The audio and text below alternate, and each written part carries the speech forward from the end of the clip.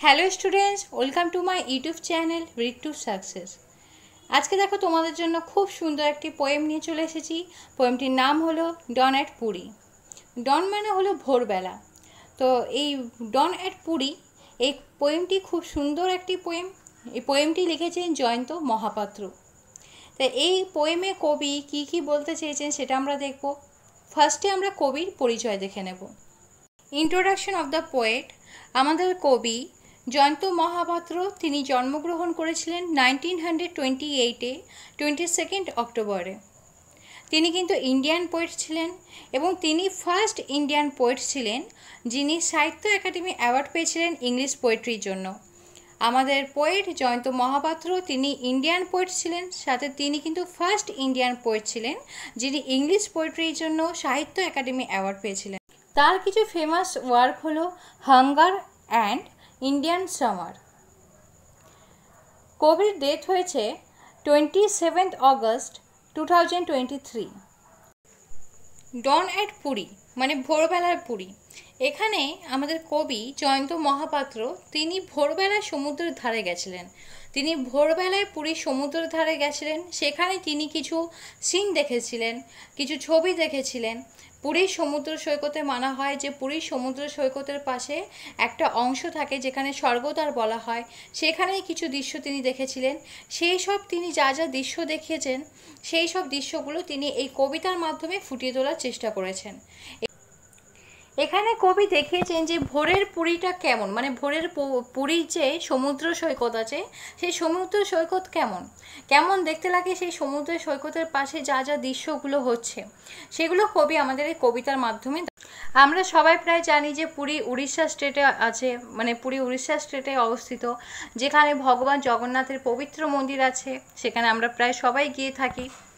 তো এই পোয়েমটা যে আছে এই পোয়েমে কিন্তু 6টি স্ট্যাঞ্জা আছে, 3টে করে লাইন, 6টি স্ট্যাঞ্জা আছে এই পোয়েমে। আর এই পোয়েমে কোনো রাইম স্কিম নেই। এখন আমরা পোয়েমটি পড়ব, যে লাইন বাই লাইন অ্যানালাইসিস করব যে কবি পোয়েমের মাধ্যমে কি বলতে চেয়েছেন। তাহলে কেউ ভিডিওটি স্কিপ করবে না, সবাই পুরো ভিডিও দেখবে।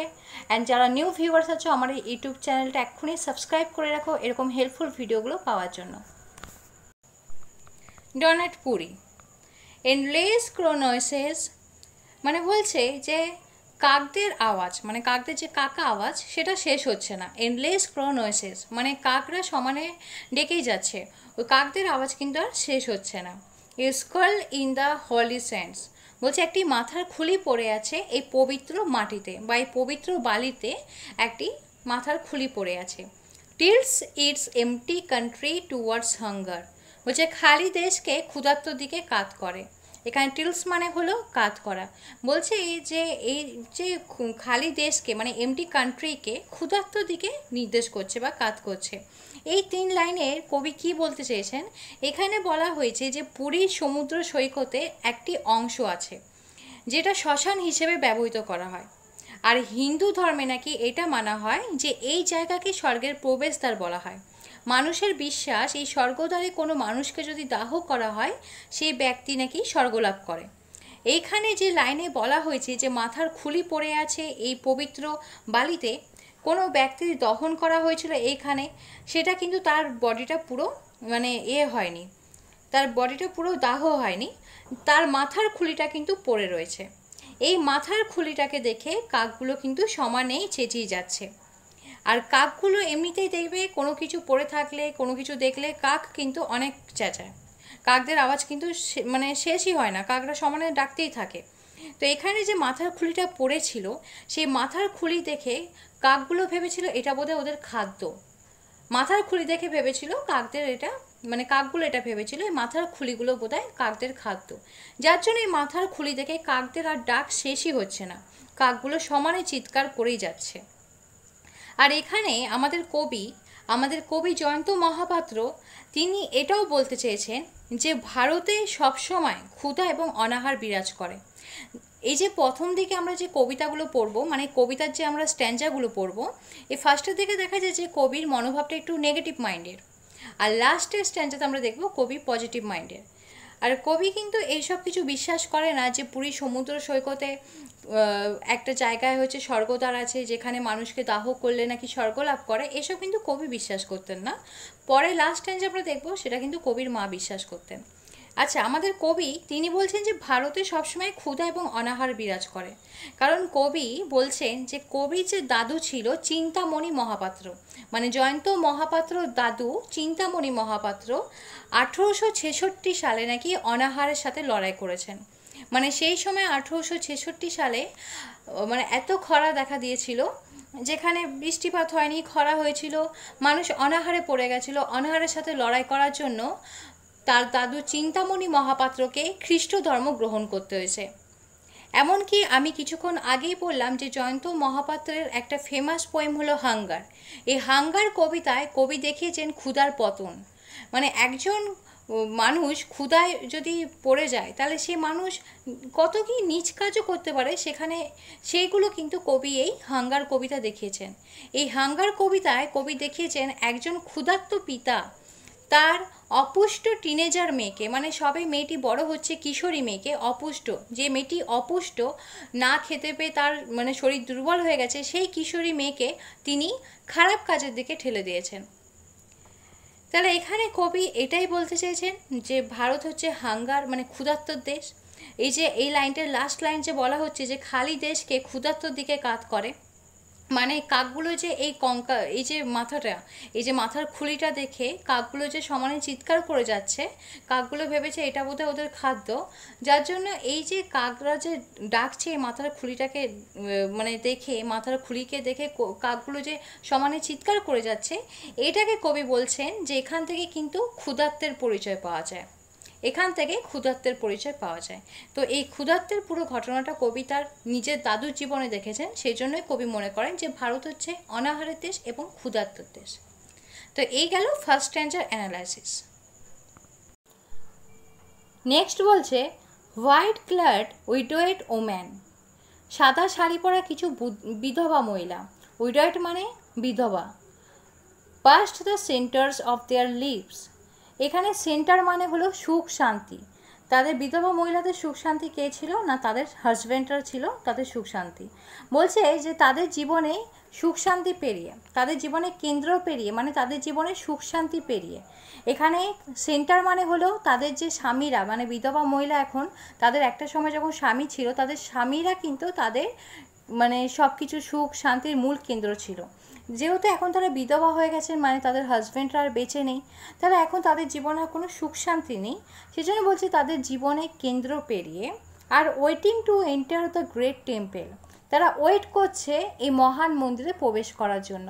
তাহলে এই তিনটে লাইনের মানে কি হলো, যে সাদা শাড়ি পরা কিছু বিধবা মহিলা যারা কিনা তাদের জীবনের সুখ শান্তি আনন্দ পেরিয়ে এখন তারা ওয়েট করছে যে তাদের জীবনের শেষ সময়টা মন্দিরে ভগবানের আরাধনা করে কাটাবে, সেই জন্য তারা ওয়েট করছে এই মহান মন্দিরে প্রবেশ করার জন্য। এটা হলো সেকেন্ড স্ট্যান্জা। থার্ড স্ট্যান্জা আমরা দেখে নেব। দেয়ার অস্টেরি আইস, তাদের দুঃখ ভরা চোখে, stare like those caught in a net, দেখে মনে পড়ছে মানে দেখে মনে হচ্ছে যেন তারা জালে আটকা পড়েছে। দেয়ার অস্টেয়ার আইস, তাদের দুঃখ ভরা চোখে, stare like those caught in a net, দেখে মনে হচ্ছে তারা জালে আটকা পড়েছে। Hanging by the dawn shining strands of faith, এখানে বলছে যে ভোরের আলো তাদের কাছে বিশ্বাসের প্রলম্বিত, মানে hanging by the dawn shining strands of faith. তো বলছে যে ভোরের আলো তাদের কাছে একটা বিশ্বাসের আলো, মানে তাদের যে বিধবা মহিলাদের যে দুঃখ ভরা চোখ আছে, দেখে মনে হচ্ছে তারা কোনো জালে আটকা পড়েছে। আর ভোরের আলো তাদের কাছে যখন নতুন দিনে শুরু হয়, তখন তাদের মনে কিন্তু একটা আশার আলো বা একটা বিশ্বাসের আলো জাগে যে এবার বোধহয় তাদের জীবনে কিছু পরিবর্তন আসবে। সেকেন্ড আর থার্ড স্ট্যান্জার একটু অ্যানালাইসিসটা করে দিই। যে সেকেন্ড স্ট্যান্জাতে বলা হচ্ছে যে বিধবা নারীদের কথা বলা হচ্ছে, এই বিধবা মহিলারা দেবতার আরাধনা করার জন্য মন্দিরের গেটে কিন্তু অপেক্ষা করছেন। তারা তাদের জীবনে সমস্ত সুখ শান্তি পেরিয়ে এখন তারা শুধু এটাই চাইছেন যে তাদের জীবনে যে শেষ মুহূর্ত তারা ভগবানের আরাধনা করে কাটাবেন। কারণ তাদের জীবনে তো কোনো সুখ শান্তি কিছুই নেই, তাদের স্বাধীনতা কেড়ে নেওয়া হয়েছে, তাদের সুখ শান্তি কেড়ে নেওয়া হয়েছে। আগেকার দিনে যখন বিধবা হতো মহিলারা, সেই বিধবা মহিলাদের কিন্তু কোনো সম্মান ছিল না, তাদেরকে সমাজে তাচ্ছিল্য করা হতো, তাদের কোনো ভ্যালু ছিল না, কেউ গুরুত্ব দিত না, তাদের সব কিছুতে নিষেধাজ্ঞা থাকতো, মানে তাদের সব কিছুতে নিষেধ থাকতো, মানে তাদের নিজে ইচ্ছা মতো কিছু করতে পারতো না, এরকম টাইপ, মানে এরকম ছিল আর কি। তাই বলা হচ্ছে যে তাদের যে দুঃখ ভরা চোখ, এরকম হলে তো প্রত্যেক মানুষেরই দুঃখ হবে। এবার তাদের যে মানে খুব দুঃখ হতো, এবার তাদের দুঃখ ভরা চোখ দেখে মনে হতো তারা যেন কোনো জালে আটকা পড়েছে। মানে এই বিধবা মহিলাদের চোখই বলে দিচ্ছে যে এনাদের জীবনটা কিন্তু বদ্ধ জীবন হয়ে গেছে, যেন এনারা বন্দি হয়ে গেছে। যেমন একটা মাছ, যখন মাছ ধরা হয় জালে, মাছ যেমনি জালে আটকা পড়ে গেলে ছটফট করে ছাড়া পাওয়ার জন্য, তেমনি এই মহিলাগুলো জীবনের সমস্ত সুখ শান্তি যে কেড়ে নেওয়া হয়েছে, স্বাধীনতা কেড়ে নেওয়া হয়েছে, এই মহিলাগুলোও কিন্তু দেখে মনে হচ্ছে কোনো জালে আটকা পড়েছে, যারা এখন ছটফট করছে এই মন্দিরে ভগবানের আশ্রয় গ্রহণ করে তাদের নিজেদের জীবনটা কাটানোর জন্য, বাকি যে জীবনটা পড়ে আছে কিছু তাদের জীবনে যাতে পরিবর্তন আসে, এটা তারা চাইছে। তাই এই গেল সেকেন্ড এবং থার্ড স্ট্যান্ডার অ্যানালাইসিস। আশা করি তোমরা বুঝতে পেরেছো। The frail early light catches, এখানে ফ্রেল মানে হলো দুর্বল, বলছে দুর্বল সূর্যের আলো পড়ছে, এখানে ক্যাচেস মানে হলো পড়ার কথা বলছে, যে সূর্যের আলোটা যে পড়ছে সেটা এখানে পড়ার কথা বলা হচ্ছে। আর এখানে সূর্যের আলোকে দুর্বল কেন বলা হচ্ছে, বলছে যখন সূর্যের আলো পড়ে, মানে যখন ভোরবেলায় সূর্য ওঠে তখন তো সূর্যের আলো পড়ে, এবার তখন নতুন দিনের একটা শুরু হয়। এবার যখন সেই বিধবা মহিলাগুলো ভাববে যে এখন নতুন দিন শুরু হচ্ছে, মানে তাদের জীবনেও কিছু পরিবর্তন হতে পারে, তাদের জীবনে একটা কিছু আশা থাকে। এই থার্ড স্ট্যান্ডায় আমরা পড়লাম আগের স্ট্যান্ডায় যে ভোরের আলো তাদের জীবনে একটা বিশ্বাসের আশা, তো সেই জন্য তারা ভাবে যেহেতু তাদের জীবনে কিছু পরিবর্তন আসছে, নতুন দিন শুরু যখন হয় তখন তারা এটাই মনে করে, কিন্তু এটা কোনো দিন আর হয় না, তাদের জীবনে কোনো পরিবর্তনই আসে না, যার জন্য এই সূর্যের আলোকে দুর্বল সূর্যের আলো বলা হয়েছে। Ruined leprous cells leaning against one another, এখানে লিপ্রাস সেল মানে কিন্তু ঝিনুক হবে না, এখানে লিপ্রাস সেল মানে কুষ্ঠি রোগীদের কথা কবি বলছেন। বলছে বিধ্বস্ত কুষ্ঠি রোগী যারা একে অপরের উপর পড়ে থাকে, সেই কুষ্ঠি রোগীদের কথা বলা হচ্ছে যারা হাঁটতে চলতে পারে না, একে অপরের উপর ভর দিয়ে পড়ে থাকে, যারা একজনের উপর একজন হচ্ছে নির্ভর করে। এ মাস অফ ক্রাউচেড ফেসেস উইথাউট নেমস, এখানে বলা হচ্ছে এ মাস মানে দল, বলছে একদল নামহীন মানুষ যারা ভয় নত হয়ে আছে, মানে একদল নামহীন মানুষ যারা ভয় নত করে তাদের মুখটা কুঁচকে গেছে, ভয় ভয় ভাব এরকম তাদের ফেস মনে হচ্ছে। বলছে একদল একদল মানুষ যাদের ফেসটা ভয় কুঁচকে গেছে, যাদের ফেসটা মনে হচ্ছে কুঁচকে গেছে, ভয় নত হয়ে গেছে যাদের মাথা, যে সেরকম বলছে নামহীন কিছু মানুষ। তাহলে এখানে তিনটে লাইনের কথা কি বলছেন কবি, কবি বলছেন দুর্বল সূর্যের আলো পড়ছে। এই দুর্বল সূর্যের আলো কাদের উপর পড়ছে, বিধ্বস্ত কুষ্ঠি রোগীদের উপর, যারা একে অপরের উপর পড়ে থাকে, যারা যারা মানে কুষ্ঠ রোগে যারা আক্রান্ত, আর তাদের কিন্তু কোনো নাম নেই, তাদের মুখটা মানে তাদের ফেসটা কিন্তু কুচকানো কুচকানো ভাব, যে তাদের ফেসটা ভয় ভয় ভাব, এরকম কবি বলছেন। তো কবি এই কুষ্ঠ রোগীদের কথা কি বলছেন, কবি বলতে চাইছেন যে এই কুষ্ঠ রোগীদের কথা দুভাবে কবি বলতে চাইছেন। একটা হচ্ছে যারা মন্দিরের সামনে ভিখারিরা থাকে তাদের কথা বলতে চেয়েছেন, আর একটা হলো যারা একদম নিচু জাতির হয়, যারা ভিক্ষা করে খায়, নিচু জাতির কিছু লোক, সেরকম দু ধরনের লোকের কথা এখানে কবি বলছেন। একটা দল হলো যারা হচ্ছে মন্দিরের বাইরে ভিক্ষা করে, আর রাস্তাঘাটে মন্দিরে সব জায়গায় দেখা যায়, আর একটা দল হলো যারা নিচু জাতির লোকেরা কুষ্ঠি রোগে প্রায় আক্রান্ত, সেরকম লোকেদের কথা কবি বলছেন। এনাদের সঙ্গে কবি কম্পেয়ার করেছেন সেই বিধবা মহিলাদের, কারণ বিধবা মহিলাদের জীবনেও কিন্তু কোনো আনন্দ নেই, এই কুষ্ঠ রোগীদের জীবনেও কিন্তু কোনো আনন্দ নেই।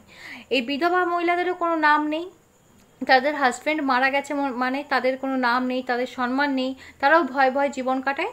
তেমনি এই কুষ্ঠি রোগীদেরও কিন্তু কোনো নাম নেই, এনারাও সমাজে অস্পৃশ্য, সমাজে এনাদের কোনো গুরুত্ব নেই, এনাদের তাচ্ছিল্য করা হয়, এনাদেরও কিন্তু কোনো নাম নেই এবং ভয় ভয় জীবন কাটায়। তাহলে এই ফোর্থ স্ট্যান্ডায় কবি কুষ্ঠি রোগীদের সঙ্গে কিন্তু বিধবা মহিলাদের কম্পেয়ার করেছেন। নেক্সট স্ট্যান্ডা আমরা দেখব, and suddenly breaks out of my height, এবং হঠাৎ আমার মনের ভেতরে এলো। এখানে মাইন্ড, হাইট মানে হলো মাইন্ড, হাইট মানে কিন্তু কোনো কিছু লুকোনো নয়, এখানে হাইট মানে হলো মাইন্ড। কবি যখন পুরীর সমুদ্র ধারে হাঁটছিলেন সমুদ্র সৈকতে ভোরবেলায়, তখন কবির মনে হলো হঠাৎ করে তার কিন্তু ঘুরতে ঘুরতে হঠাৎ করে তার মনের মধ্যে কিছু একটা এলো। Into the smoky place of a sullen solitary fire. এখানে সলেন মানে হলো নির্জন, সলিটারি মানে হলো একা একই, আর ফায়ার মানে হলো চিতা। বলছে একটি নির্জন একা একই চিতার আগুন। সেখানে কবি যখন ভোরবেলায় সমুদ্রের সৈকতের চারপাশে ঘোরাফেরা করছিলেন দৃশ্য দেখার জন্য, তখন কবির হঠাৎ করে নজরে পড়ে গেল যে একটা চিতার আগুন জ্বলছে, যে চিতার আশেপাশে কেউ নেই। তো সেটা দেখে কবির মনের মধ্যে হঠাৎ করে এলো যে that fills my ageing mother, যা আমার বৃদ্ধ মায়ের কথা মনে করিয়ে দেয়। কবির এই যে একা একই যে চিতার আগুনটা জ্বলছে, যার আশেপাশে কেউ নেই, এইটা দেখে কবির বয়স্ক মায়ের কথা মনে পড়ে গেল।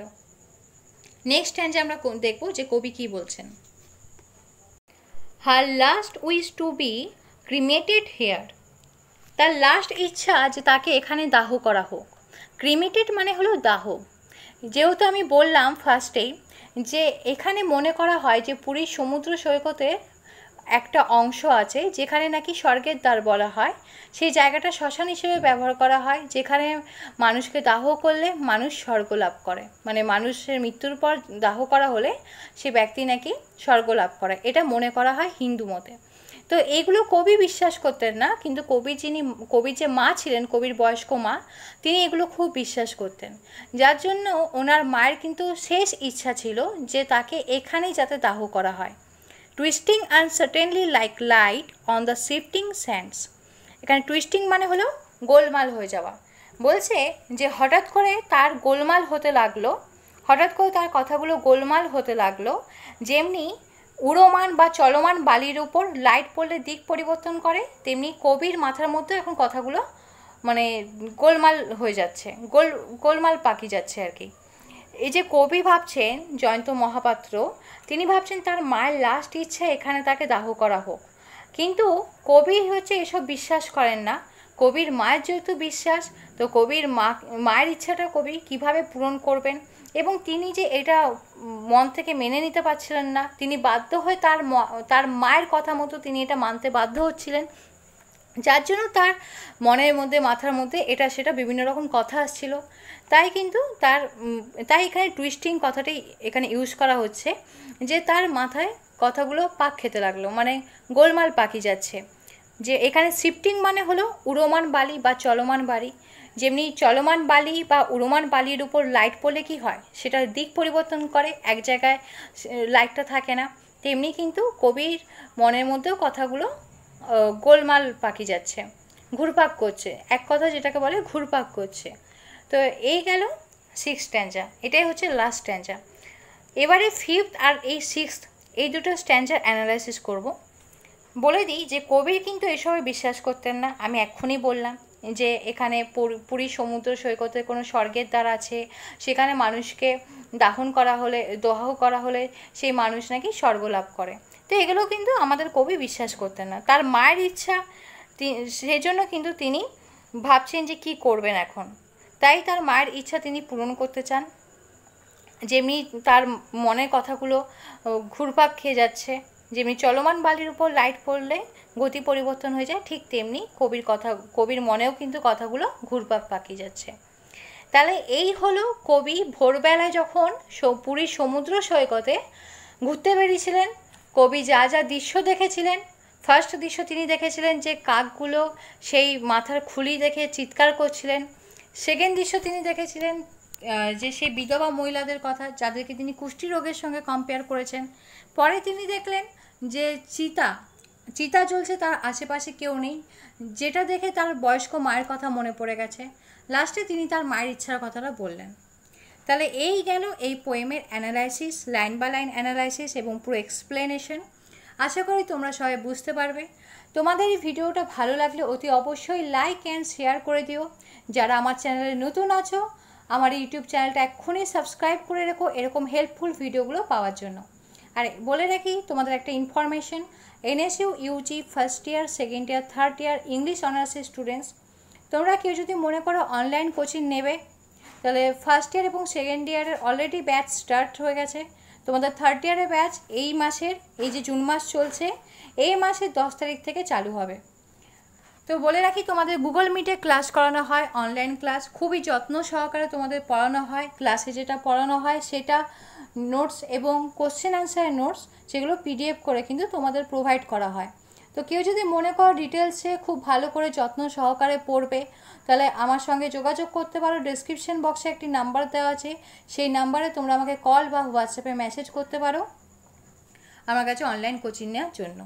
আর কেউ যদি মনে করো যে টাইমের অভাবে কোচিং নিতে পারবে না, স্ট্যান্ডার্ড নোটস কিনতে চাইছো, যে নোটস পড়লে ফাইনাল এক্সামে একদম 90 থেকে 95% কোশ্চেন কমন পাবে, সেই স্ট্যান্ডার্ড নোটসও তোমাদের জন্য আমি অ্যাভেলেবেল রেখেছি।